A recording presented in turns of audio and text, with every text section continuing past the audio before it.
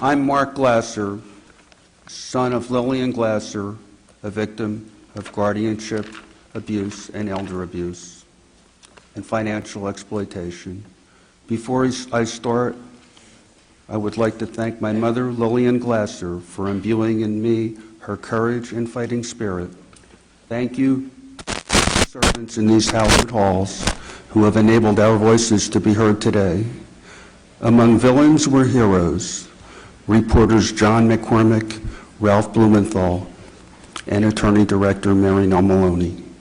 The faith of our impassioned leader, Latifah Ring, has inspired those of us who have been swept aside to believe that we can overcome. Mother was granny napped to Texas and held in captivity. Family members she called for help suspected an attempt to control her $27 million. We couldn't call the FBI. Rights of senior citizens are not recognized, not even constitutional rights. This was before the formal removal of those rights in state court.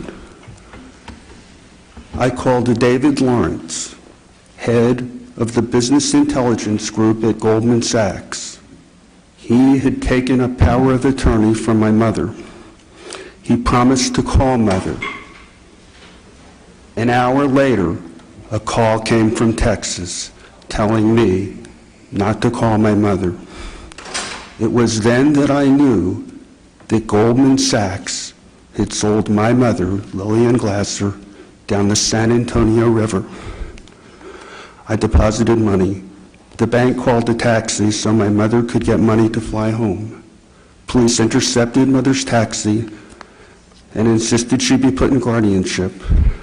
Mother was isolated from family and friends, denied phone calls, visitors, and physical therapy, drugged with massive doses of Seroquel. Doctors testified she was subjected to psychological torture and held in captivity.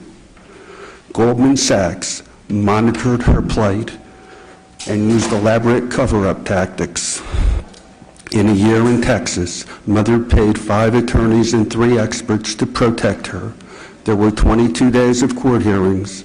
Mother cried out, borrowing cell phones from sympathetic caregivers. Family and friends paid 20 attorneys to try to free her. A reporter heard Lillian Glasser's anguished cries. His front page stories exposed her plight.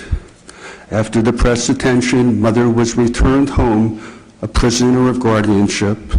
Her home state of New Jersey hosted a 35-day, 10-lawyer trial on capacity. The financial exploitation and elder abuse continued. She paid almost $5 million to be declared incapacitated. New Jersey appointed 2 guardians. Medical records are sent to a list of Morgan Stanley brokers. She is denied access to her own doctors and has less rights than a felon on death row.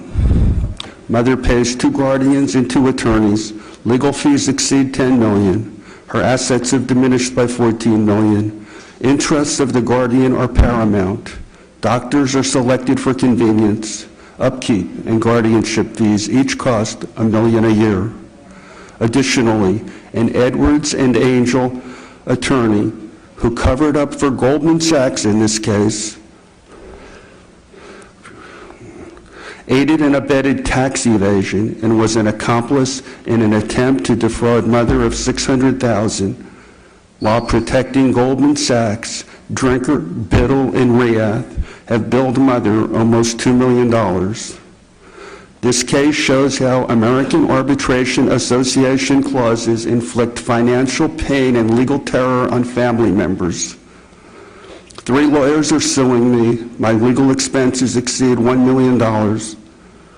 Legal terror has devastated my life. Please enact legislation now to protect the rights of our senior citizens. May Lillian Glasser not have suffered in vain. Thank